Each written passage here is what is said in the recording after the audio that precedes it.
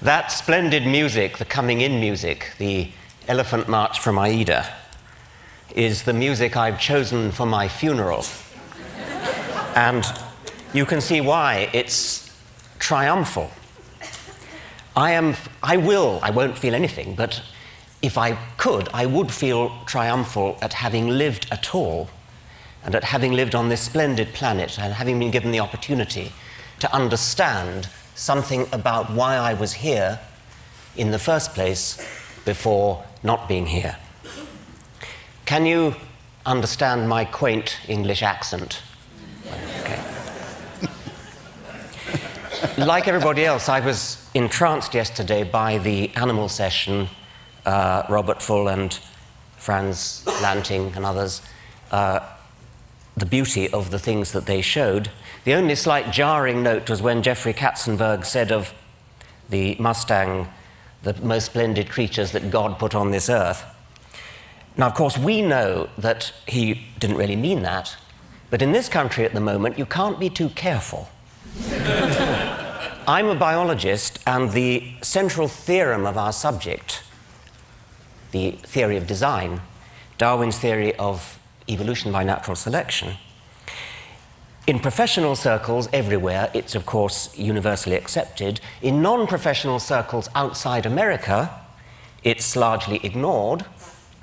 But in non-professional circles within America, it arouses so much hostility that it's fair to say that American biologists are in a state of war.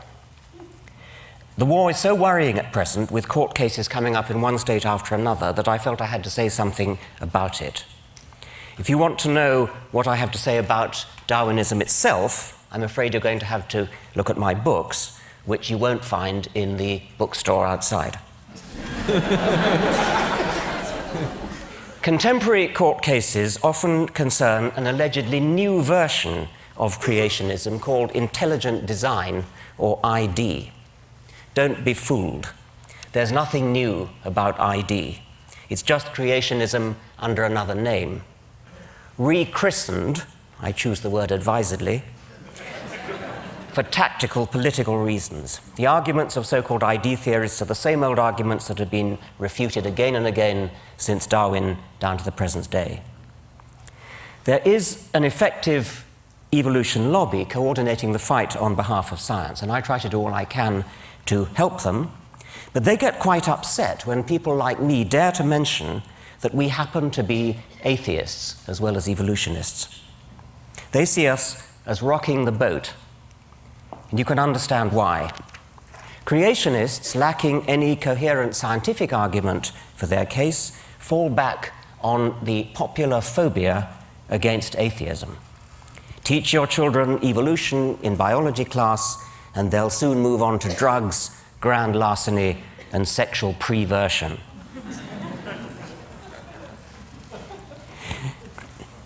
In fact, of course, educated theologians from the Pope down are firm in their support of evolution.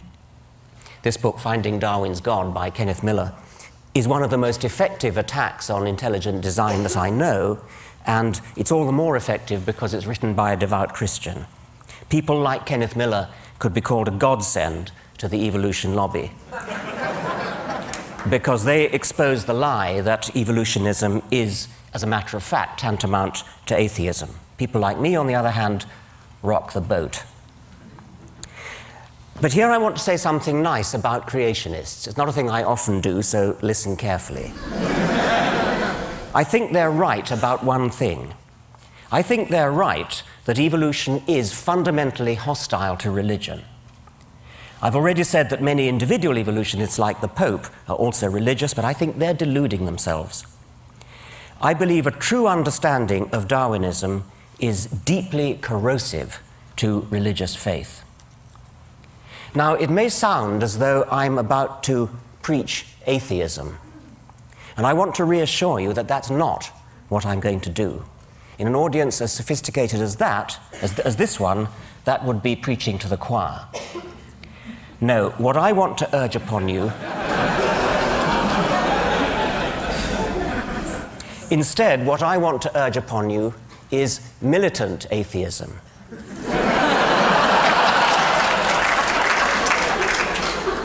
But that's putting it too negatively. If I was a person who were interested in preserving religious faith, I would be very afraid of the positive power of evolutionary science, and indeed science generally, but evolution in particular, to inspire and enthrall precisely because it is atheistic.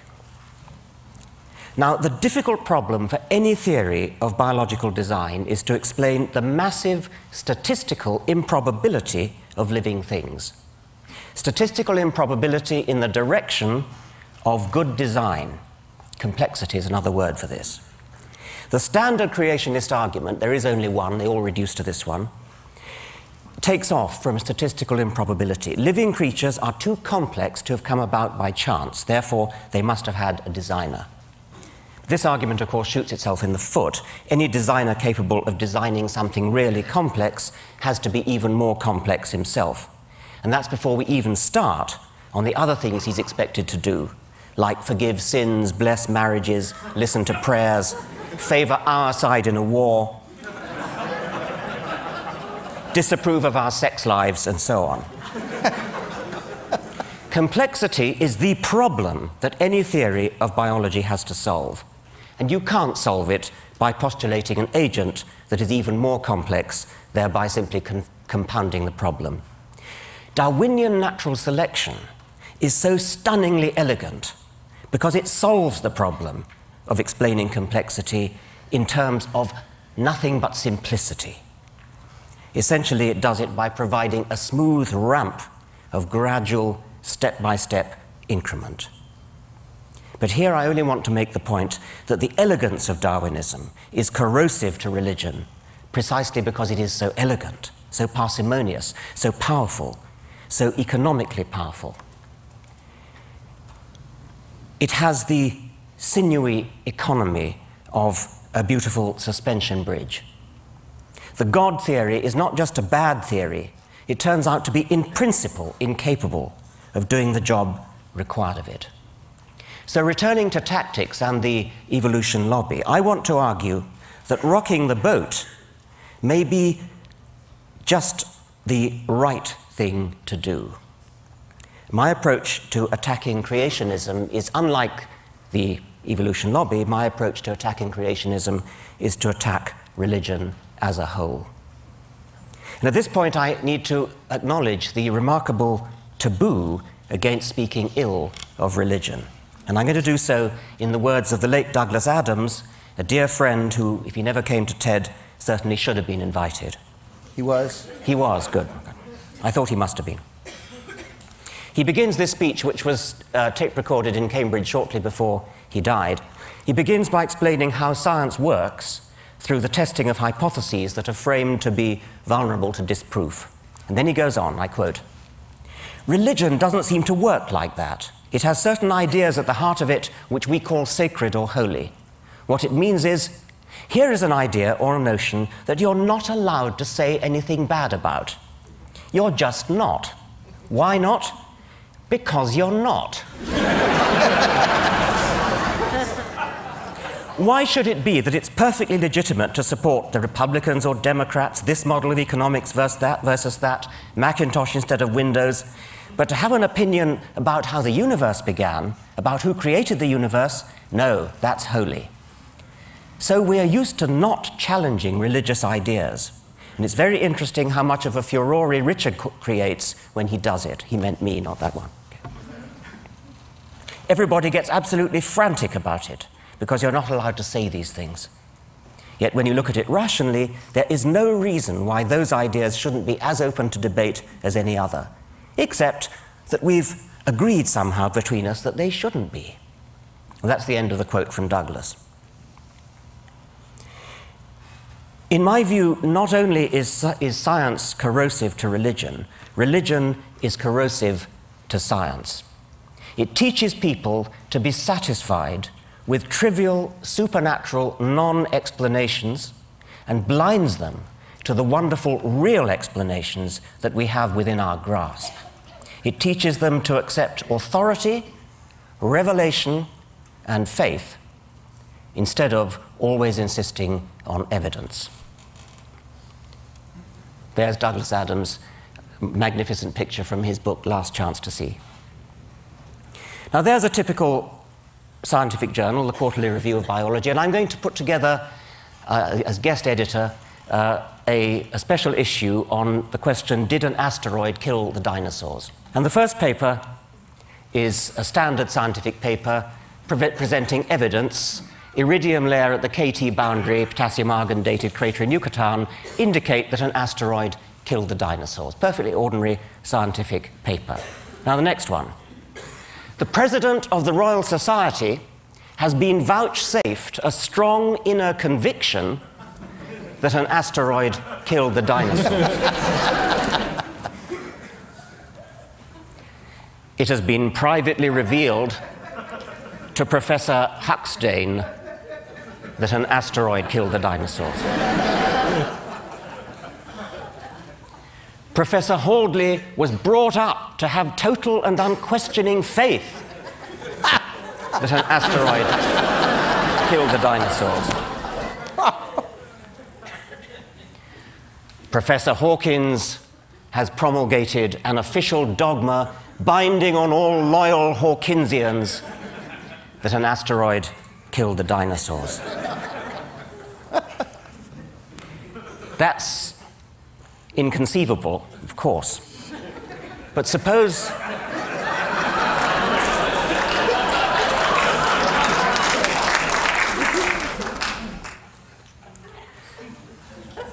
in 1987, a reporter asked George Bush Sr. whether he recognized the equal citizenship and patriotism of Americans who are atheists. Mr. Bush's reply has become infamous. No, I don't know that atheists should be considered citizens, nor should they be considered patriots. This is one nation under God. Bush's bigotry was not an isolated mistake blurted out in the heat of the moment and later retracted. He stood by it in the face of repeated calls for clarification or withdrawal. He really meant it. More to the point, he knew it posed no threat to his election. Quite the contrary. Democrats, as well as Republicans, parade their religiousness if they want to get elected. Both parties invoke one nation under God. What would Thomas Jefferson have said?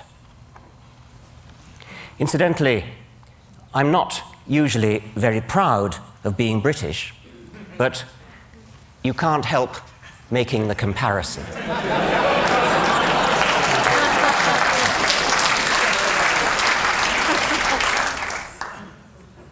In practice, what is an atheist? An atheist is just somebody who feels about Yahweh the way any decent Christian feels about Thor or Baal or the golden calf. As has been said before, we are all atheists about most of the gods that humanity has ever believed in. Some of us just go one god further.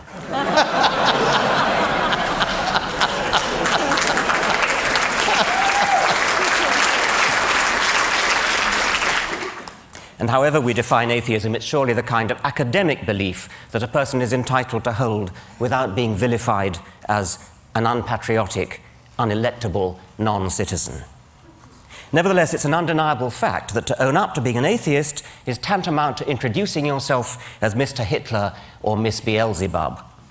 And that all stems from the perception of atheists as some kind of weird, way-out minority.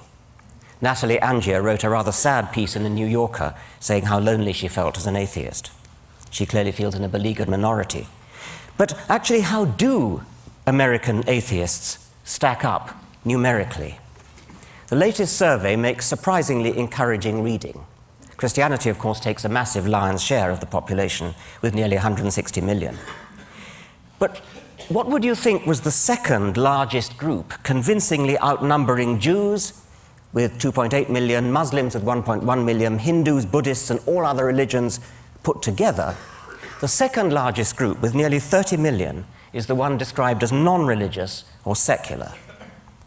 You can't help wondering why vote-seeking politicians are so proverbially overawed by the power of, for example, the Jewish lobby. The State of Israel seems to owe its very existence to the American Jewish vote, while at the same time consigning the non-religious to political oblivion. This secular non-religious vote, if properly mobilized, is 9 times as numerous as the Jewish vote. Why does this far more substantial minority not make a move to exercise its political muscle? Well, so much for quantity. How about quality? Is there any correlation, positive or negative, between intelligence and tendency to be religious?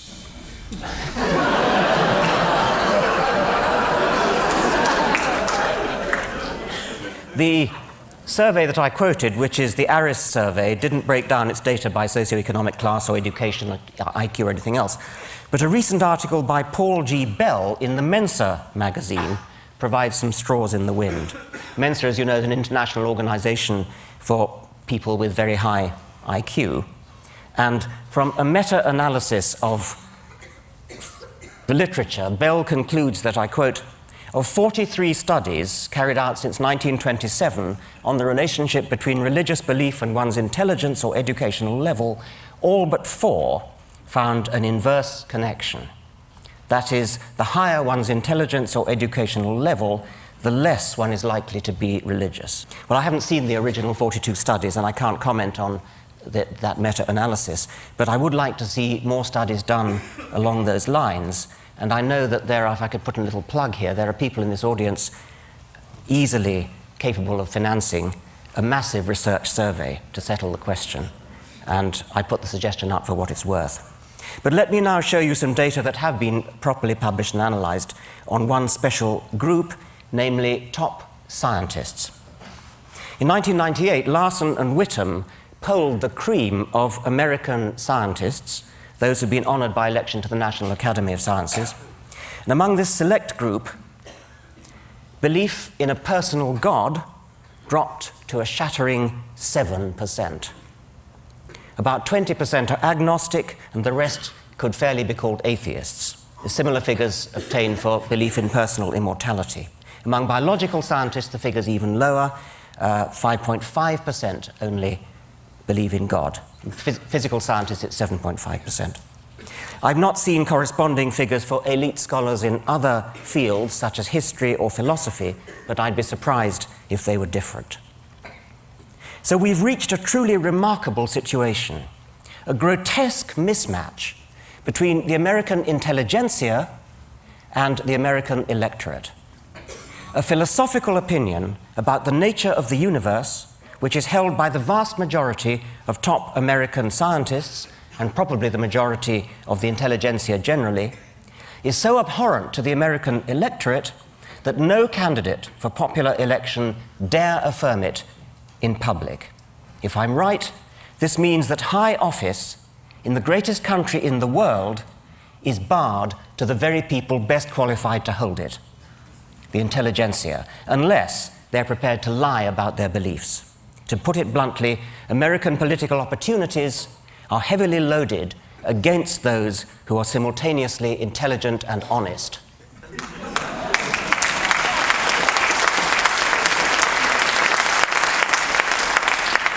I'm not a citizen of this country, so I hope it won't be thought unbecoming if I suggest that something needs to be done.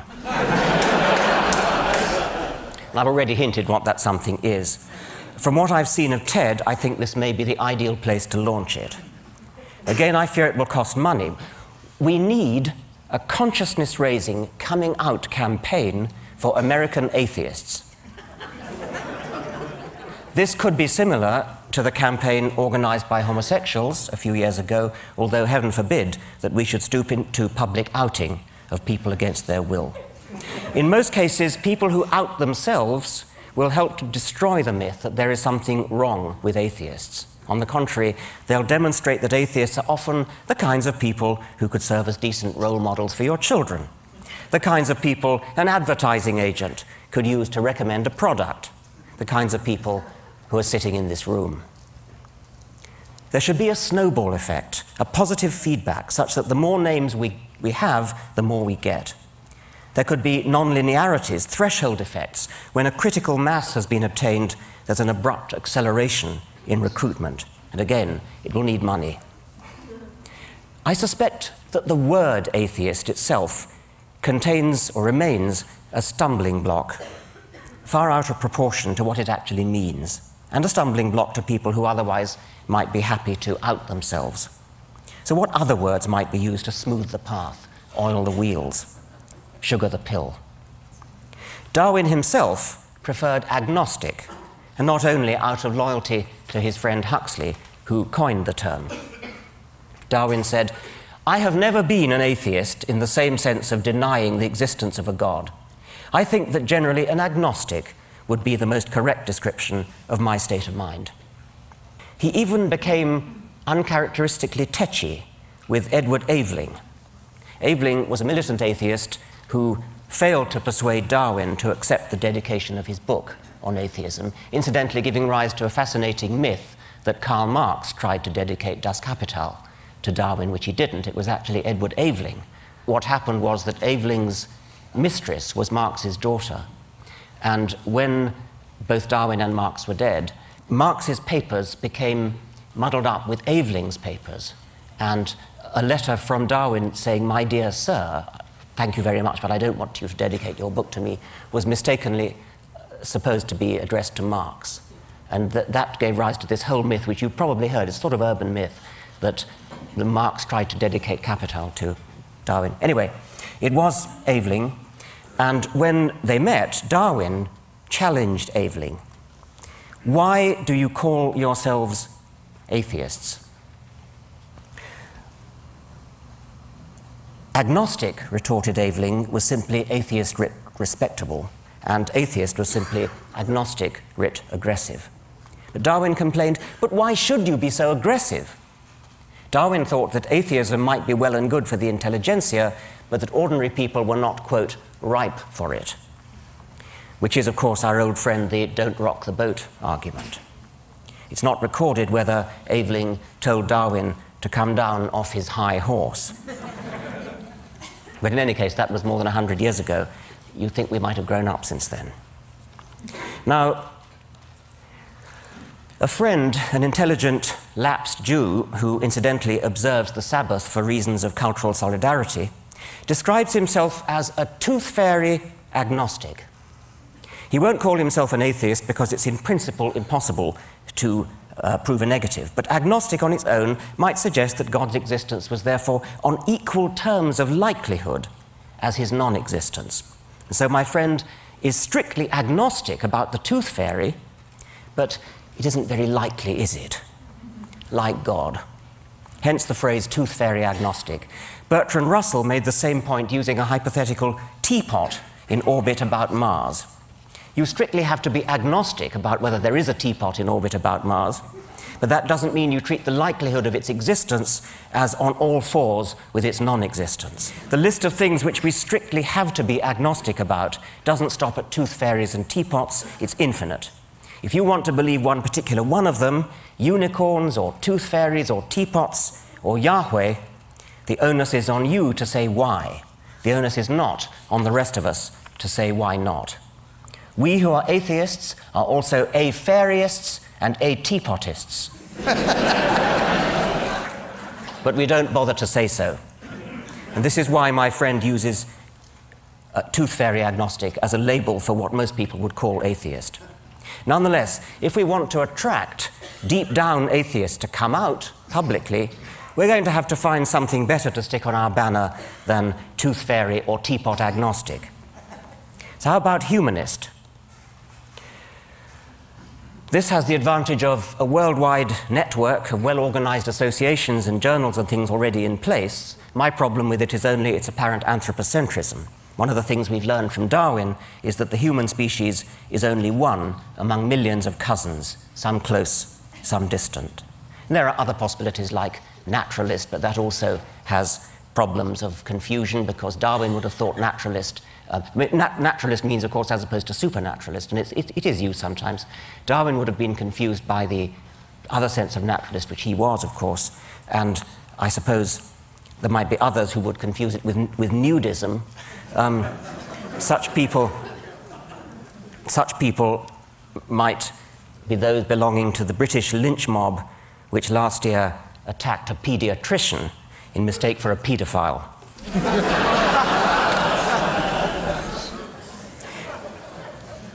I think the best of the available alternatives for atheist is simply non-theist. It lacks the strong connotation that there's definitely no God, and it could therefore easily be embraced by teapot or tooth fairy agnostics.